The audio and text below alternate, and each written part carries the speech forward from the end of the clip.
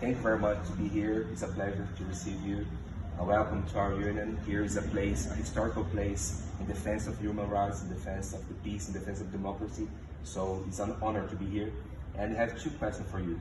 First question, what is the importance to be in a place like that in a journalist union here in Brazil? And then if you can describe to our journalists, to the people in Brazil, like what's happening in Gaza, what's happening with the journalists in Gaza, what's happening with the people in Gaza. It's very important to give this speech to our journalists and to the Brazilian people. Thank you very much. Thank you so much for having me at the Union. Really pleased with this invitation and to be introduced to the work that you are doing at national, regional and international level. I'm here as part of promotion of my book, Shell Shocked, and which has been translated into Portuguese. And I'm really excited about this opportunity to connect with the Brazilians. It's my first time in Latin America, first time in Brazil. I was amazed by the diversity and culture of people, and that makes it more resilient, beautiful, and really homey for everybody.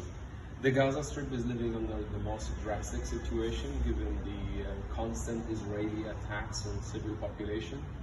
I'm going to focus on the profession of journalism since you are working in this field, and as a new president and newly elected, congratulations once again. Thank you very much.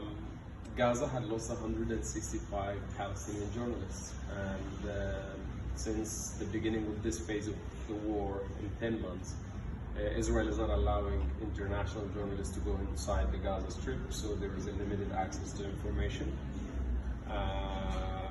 Journalists are struggling, and journalism infrastructures have been completely destroyed in most parts of the Gaza Strip. Journalism is now becoming again a crime when we see all the targeting of journalists.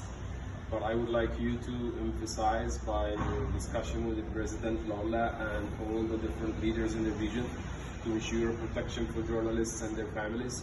This is very important. We're not talking only about 165 Palestinian journalists that have been killed in Gaza. Also, 1,000 of their family members have been killed. Imagine anybody who has to make the choice of becoming a journalist. Yes, they go into journalism school, and 5-6 years down the line, an airstrikes hit the house and kills everybody inside. So journalists are punished twice. First, they are punished for their profession, and second, they are punished for having their family members around.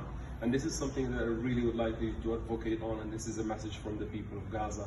Protection of journalism. Journalism is not a crime, and we should allow journalists from all over the world to go inside the Gaza Strip and to see if Israel is really promoting democratic values. It's really high time now to show it on the ground and to allow the journalism crews to go so that also they can give a break to the surviving journalists who are serving inside Gaza. That's true. So once again, thank you very much. Welcome here in this space. Solidarity with the Palestinian people, solidarity with journalists in Palestine, and free Palestine. Thank you very much. It's our fight too. Thank you. Very much. Thank you very much. Thank you so much.